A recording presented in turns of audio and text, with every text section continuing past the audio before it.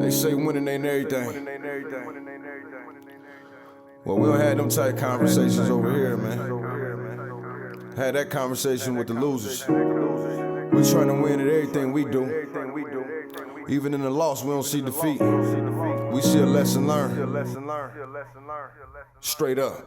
Look, I came into this world in 1978. The doc looked me in my face and knew I was something great. 45, 42 Prescott, that's where I'm from. Grew up in the slums around dope dealers and bums. As humble as I was, I adapted to my habitat. In my own lane though, far from where they crashing at. Dumb bar graduate, the game I'd have mastered it. Served in the Navy, look, y'all don't know the half of it. Pops passed in '01, moms passed last year. I know they up in heaven smiling down, crying mad tears, cause they son making it. No telling where I'm taking it. My city been cursed, but I feel that I'm breaking it. Coached at Wayne High in 15 in one state. Seen the fork in the road and went straight. I know what I'm worth, I'm OG King Kirk. Brooklyn Nets gaming crew legend, let's work. Hey, it's OG King Kirk, your host of the OG2CENTS podcast. I want to thank each and every one of you who continue to tune in each and every Sunday. We truly appreciate it. If you're watching on YouTube, make sure you hit that subscribe button, like, comment, and share it. Also, if Apple Podcasts, give us a 5-star rating. Helps us out a lot. Links are in the description for all available streaming platforms. Let's continue to stand up against any forms of social injustice and racism, and also let's stop the hate and spread love.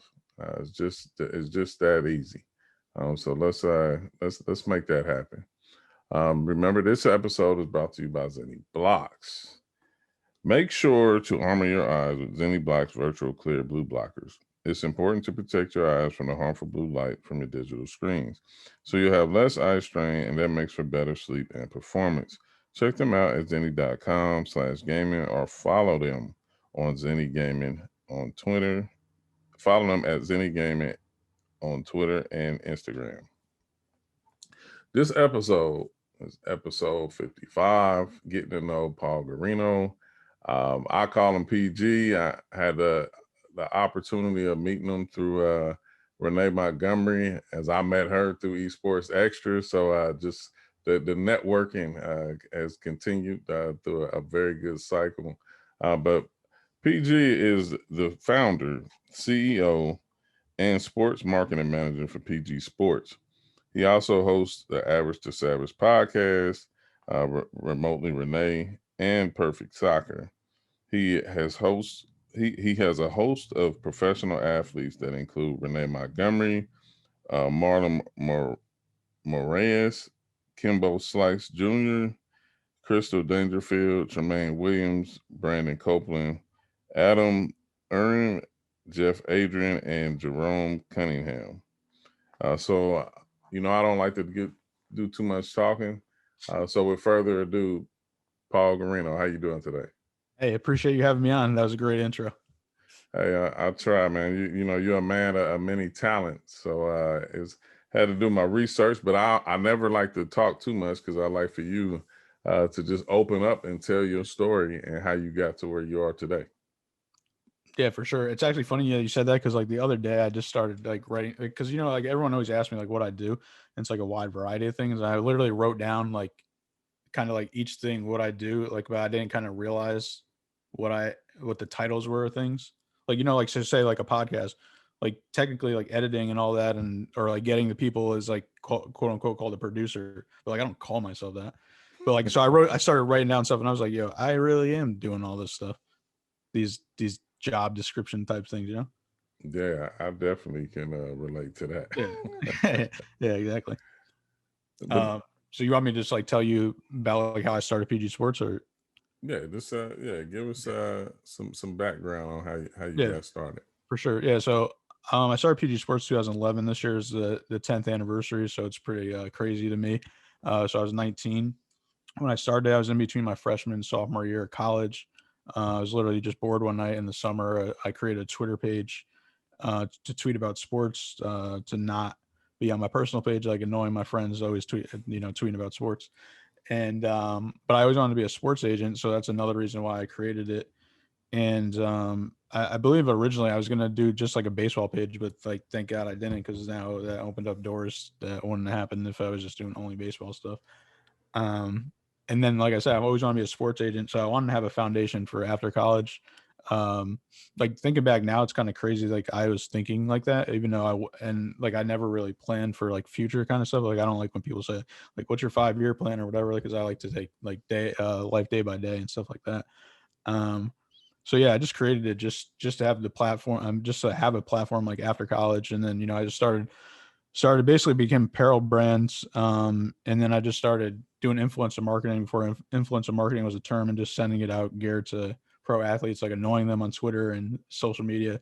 This was before Instagram even had DM, so it was literally like I was like directly tweeting them.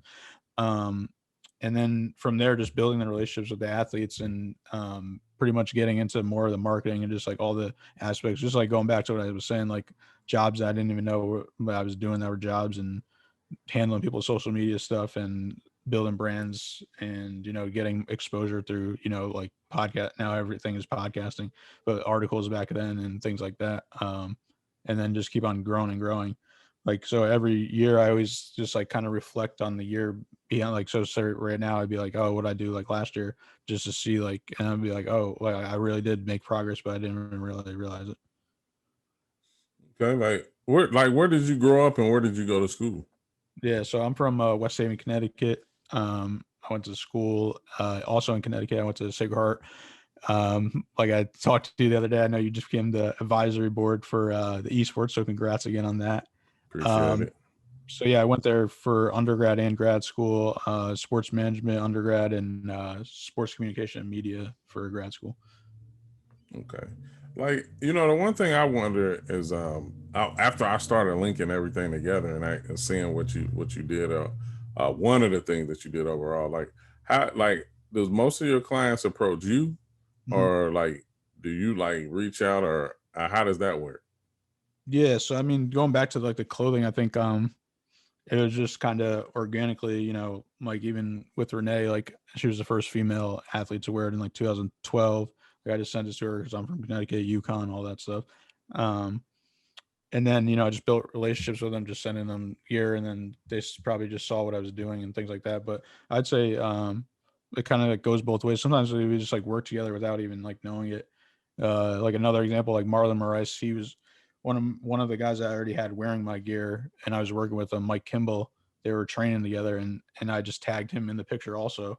And then he like said he liked the stuff, and then I told him what else I do, and then he basically helped hire me to help him with like his social media and things like that, because he's from Brazil too. So I was helping him kind of with like English.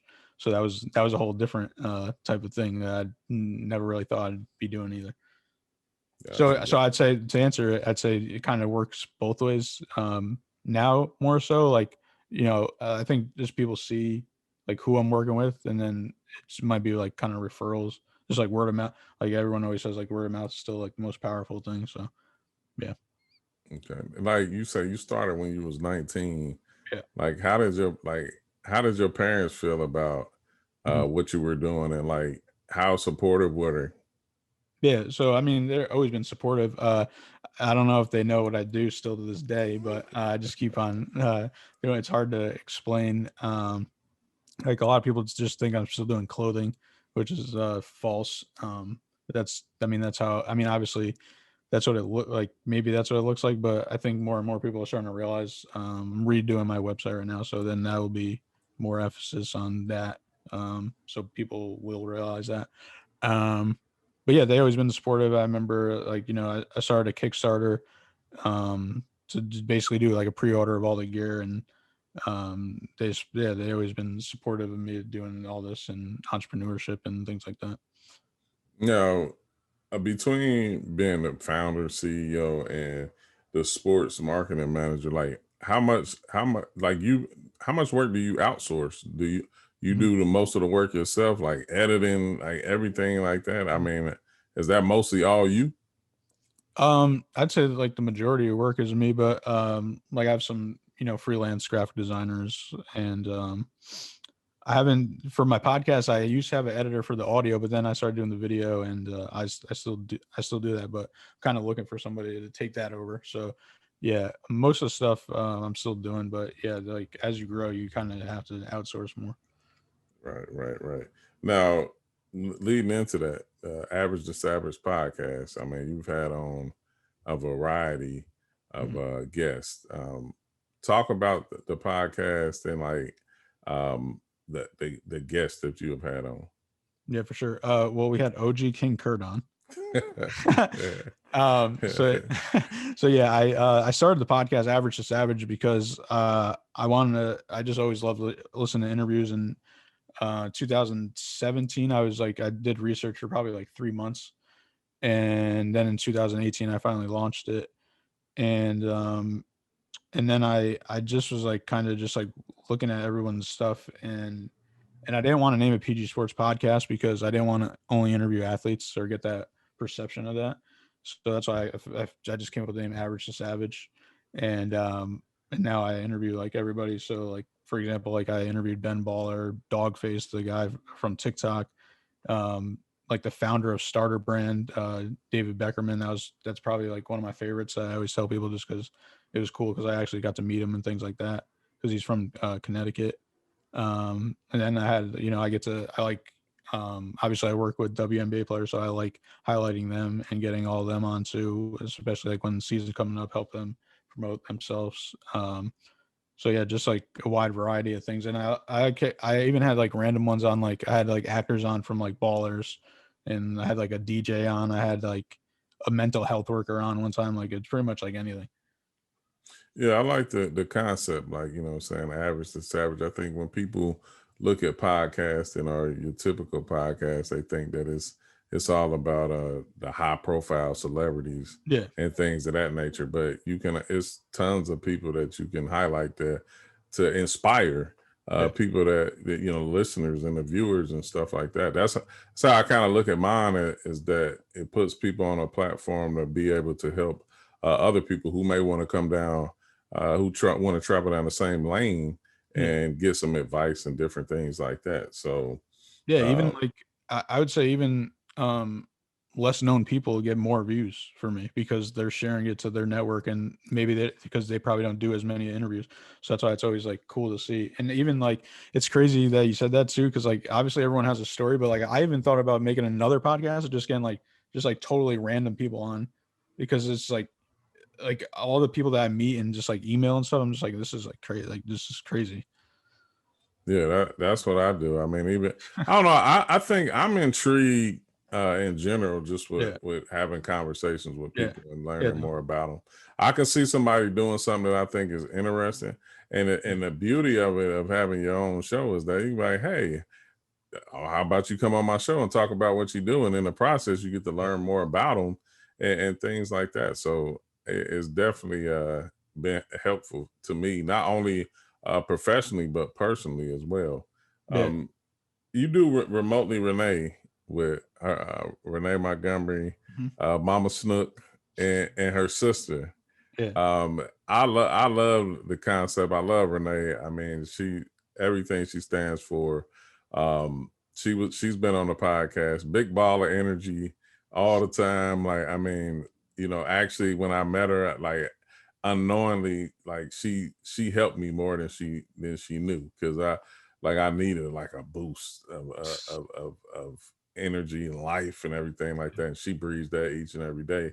And then getting the opportunity to talk with her mom and stuff like that has really been I can't thank them enough for welcoming me into their family. But I love the show's concept, because like it's not a podcast, like it's a variety show where y'all talk about a lot of different things. So talk about that for a second.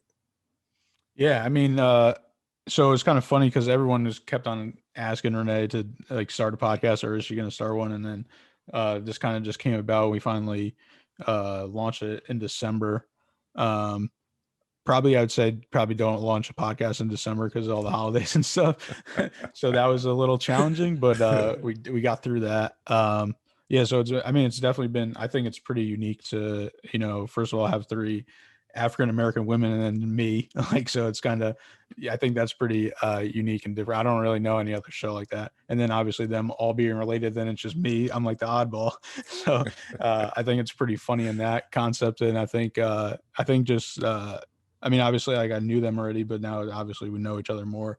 And it's funny just to see like the people, like I don't even know sometimes. Like I think someone tweeted me this week and they're like, oh, I love when you and Snook argue. And I'm just like, what were we arguing about? Like I didn't think we were like arguing about anything, but it was just like, so it's funny to me to just see that stuff. And it's just like funny when, you know, Cole like asked me random questions and things like that. So and I just like I think we all enjoy it doing every week. And just like I'm sure you do it too, just like after podcasts we talk like even more for after, you know, recording and stuff like that. Which I want some of that behind the scenes footage. We need to get that out too because it's pretty funny. I'm sure Renee is the queen of sound bites. Yeah. and I'm sure, like, I've been just ecstatic about seeing Mama Snook on camera and like actually because we text, so like actually getting to see her and getting to listen to her has been a treat. Yeah, she blows our minds every week, so that's yeah. I think the funniest one that I seen was when she was talking about TikTok. Like just hearing her talking, like, I'm eventually like, I mean, matter of fact, I mean, that's a perfect segue. I mean, is that you blew up on TikTok. Like, I mean, I've been trying to find like it's different, you know, niches in TikTok, and you know, some people do the dancing, some people do the role play, and a lot of people are like ultra creative in doing that. So I'm just trying to figure out like what's my lane, and then once I figure it out, then I'm gonna jump into it. But like, talk about your TikTok, man. Like, I think you verified now on TikTok, if I'm not mistaken. Yes, verify. That's who I really want to interview. I want to interview the people that verify people. That's what I want to. Hey, I'm sure everybody wants us to interview. I mean, because people want to know, like, what's the true algorithm or process that getting verified. Button, in my opinion. But anyways, yeah, like TikTok. So I felt like I felt like, you know, a lot of opportunities have been missed in the past, and I feel like I always said like, oh, I wish I did that. But and like I did have TikTok in 2019, I believe, and I didn't really use it. Man, I just kept on seeing it organically grow and people like just other people's. So I was like, all right, I'm gonna post. And shout out to my boy Hakeem Valles. He's a former NFL tight end, and he blew up, and he just kept on telling me to get on and just like kind of showed me just some tips. And so then I just started posting 3 videos a day for like 30 days. And it kind of just like, you know, it wasn't getting that much traction. A couple of videos like blew up, but I was kind of like so basically what I was doing, I was using 2 videos. It was old content, and I was just kind of like making it into TikTok form. And then one video I was doing just like daily vlogs, pretty much the whole day. I mean, it's remote now, so I was just filming like this. I'd be on a podcast, I'd be on whatever call, and just like obviously not put the calls on, but you know, and then, you know, music over it. So I think like people like those. And then I think what I'm gonna start doing now is like, I don't even think like the best content is out yet, because I'm gonna start doing like more like business stuff and like questions like you're asking me and things like that. Because I think that would be more valuable. But I do like the daily vlog thing, because I mean, if it was regular times, then it would be really dope, like just like wherever I'm going or whatever. And I've done like throwback ones, like past events, so it's been fun to do. Definitely time consuming, because like the first week I spent like 40 hours on it, and I was like, this is like too crazy, this is too much. I get it. I'm gonna figure it out. I need to figure that out. I need to figure reels out. Just because, and then a lot of times I'm sure like you run into this, is that it's only so much time in a day. Like, I mean, you don't get a chance to really get around to all the things that you want to do, of course, because you got to prioritize. But I think once I really get some time, and then also like right now I'm in Ohio, but I'll be in New York, back in New York soon. And I think like change of scenery, different things like that are probably, you know, open me up to doing a lot more than what I'm doing. I mean, because it's funny, the remote, like you talking about doing everything remote, is that it can find you to a large degree, because you really sitting wherever you're at. I mean, on your laptop, it's in and out of Zoom calls and things like that, where you really can't like even leave the house once everything gets started. And I mean, at least that's the case for me. But I look forward to being able to get back out and, like I say, get a different change of scenery and stuff like that. We got March Madness starting this week. Actually, who's your favorite to win the NCAA championship, men and women? I'm gonna be honest, I haven't really watched that much college basketball, but obviously I filled out a bracket, and it's just, I feel like it's just gonna be super weird just because like the teams with Corona and like some teams might not even play because of that and things. But so I just picked I picked Michigan for the men's, and obviously I got to pick UConn for the women's. No, without a doubt. Like I think they're gonna pull. They haven't won in a while, so I think they gotta do it. Now, what do I seen the disparity and the treatment of women in the NCAA as far as the tournament and things of that nature. What's your thoughts on that? It's embarrassing. I literally just tweeted that out right now. Like the weight room thing, I was like, all right, what, like semi whatever to that. But then when I just saw like the food, I was just like, all right, they're getting like the Salisbury steak that we had in like elementary school. Like, what is that? Like, that's just weird. So, and then I just read that they can't order food either, apparently, because nobody can come in the hotel. But I don't get why they can't get it just drop. I mean, I don't get why the hotel or whatever NCAA won't let them just like drop it off in the lobby. Like, get it. I don't know. It's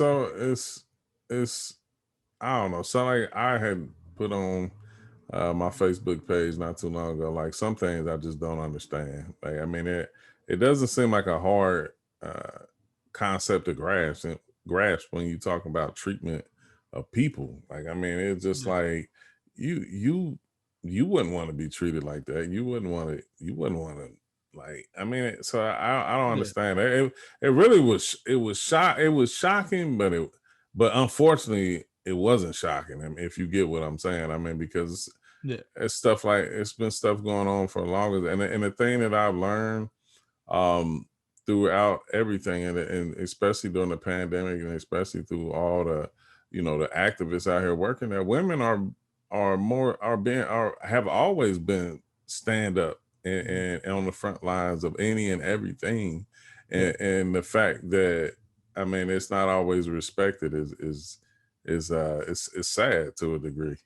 Yeah. I mean, even like the swag packages were way smaller. That doesn't really make sense to me. Well, all of it doesn't really make sense to me. But like especially like if somebody like actually what's his name, Nick Young commented on it and was like, "Well, you're the JV team," like talking about the women.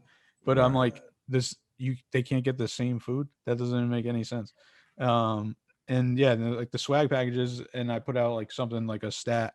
Like the women get like way more engagement than the men do in general. Like I think people got to start, all these people are about metrics, but they're not looking at the main metric, which is like, the actual engagement, and people not just like liking it, commenting, and actually like, and the women get more than that, so the men do. So yeah.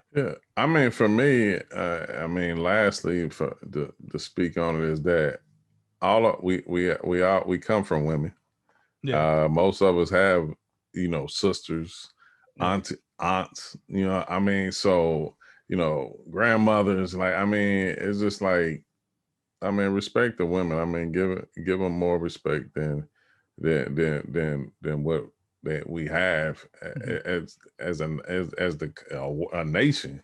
Far as now, I mean, because every time like I said, on my timeline, I got a bunch of beautiful women, of color and beyond, always speaking out for what's right. And for any and everybody, they don't pick sides. I mean, it's about what's right. So hopefully, I'm anxious to see how the NCAA responds and goes forward. I mean, they gotta at least get them some better food. Like that was like disgusting. Like, go ahead.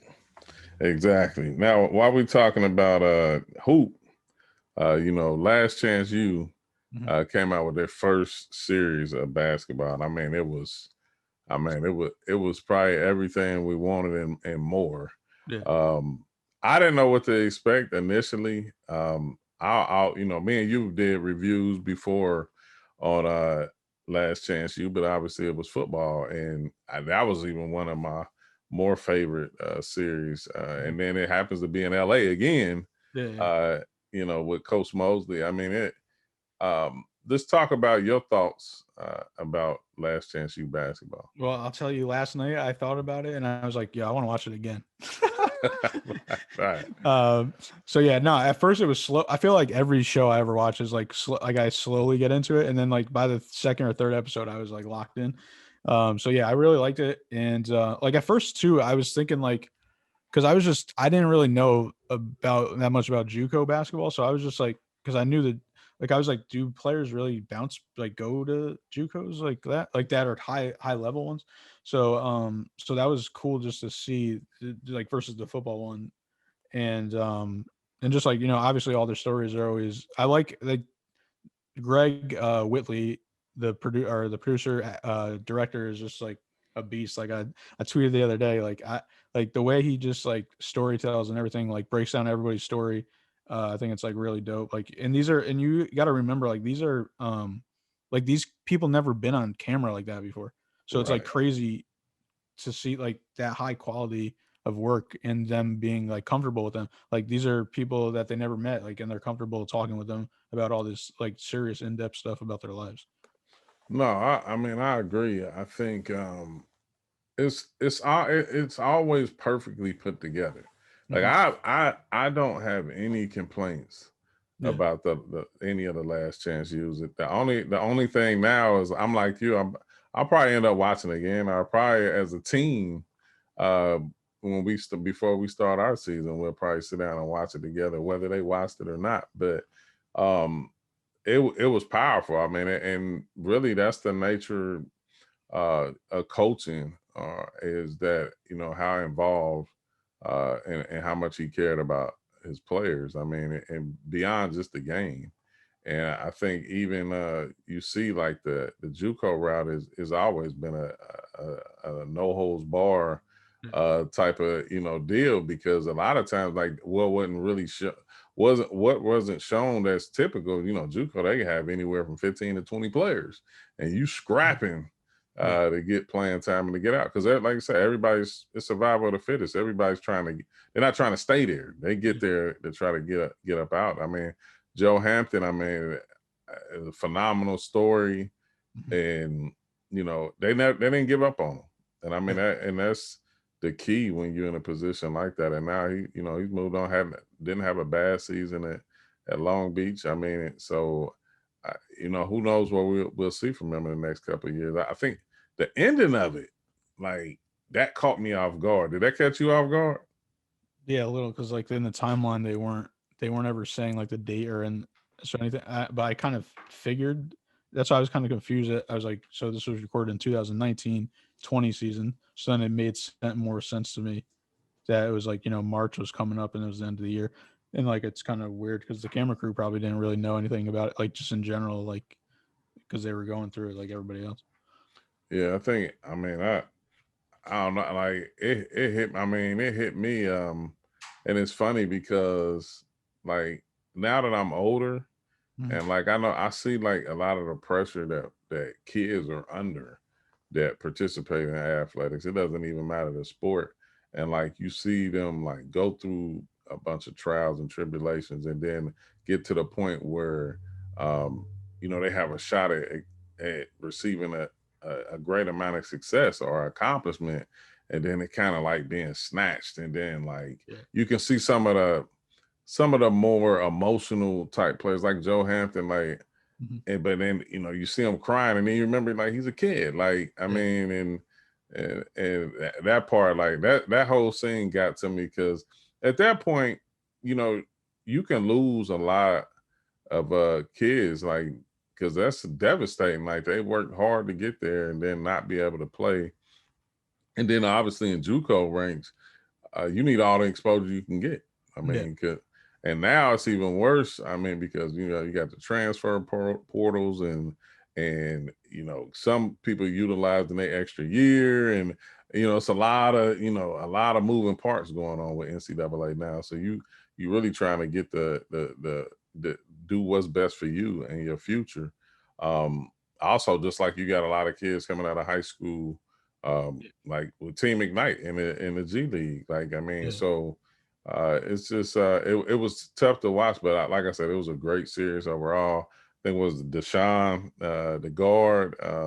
I liked his story. I mean, and you know how he was persevering, and you know his girlfriend, she was there by his side, making sure that you know he was doing what was needed. And then also, I now that I think about it, like in practice, like Coach Mosley, like he allowed the girlfriend to like be there and be supportive and different things like that. So it was just like a lot of family atmosphere, a lot of positive messages, and you know it's a video circulating on social media now when he was giving that speech after the game. Well, I felt him because I've been there before as a coach, where you giving your all to kids and you missing out on you know events with your kids. So that was powerful. Like any last thoughts about it? I think I just want more. But all right. Yeah, no, that's why it's going to be interesting. I don't know if they filmed anything this year, like the 20, but so it'll be interesting to see. I think maybe it might be more interesting with the pandemic and things like that. But yeah, hopefully there's more Last Chance U basketball. Definitely. At this point of the show, as OG wants to know, rapid fire questions, answer open and honestly as possible. Let's get started. Biggest influence?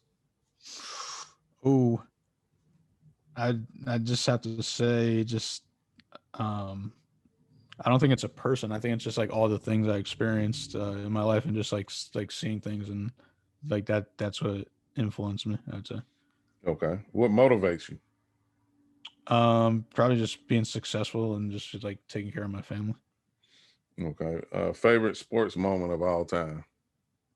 I'll say an in-person one. I went to Yankees ALDS. I forgot what year it was, but like Mark Teixeira had a walk-off. Okay. Favorite sports team? Yankees. Okay. Favorite athlete? Of all time? Nah, just in general. Or give me both. I'll take both.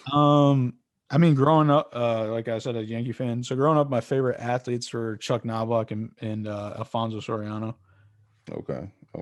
So I'll say, favorite actor and actress? I like anything comedy. So like, I guess I go like Will Ferrell. Actress, you said or both? Both.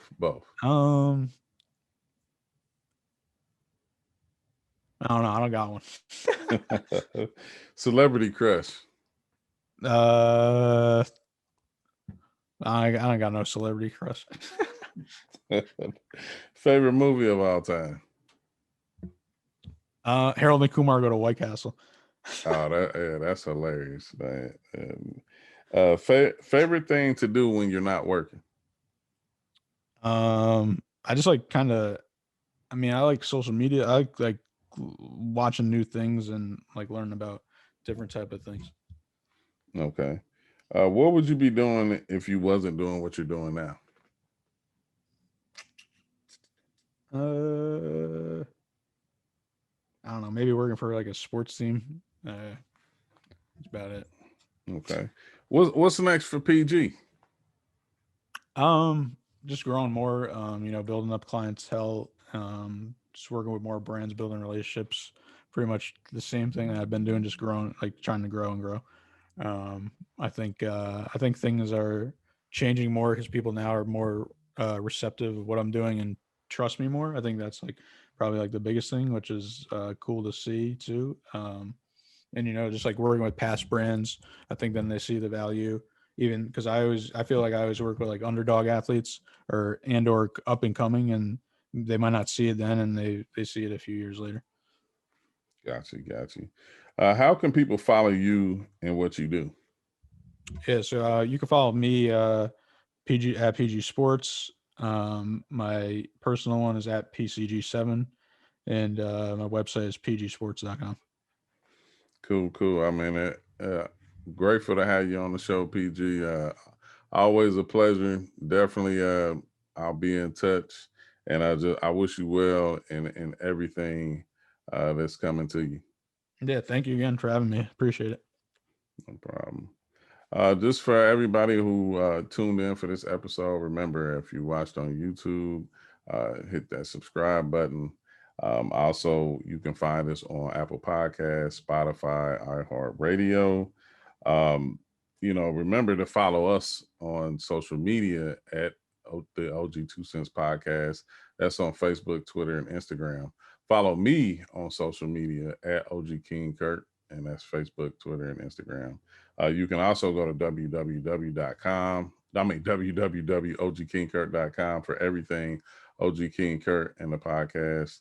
You can catch me on EsportsXTRA every Tuesday, Wednesday, and Thursday from anywhere from 6 to 8 p.m. We talk sports, traditional sports, and esports. That's what host Larry Ridley.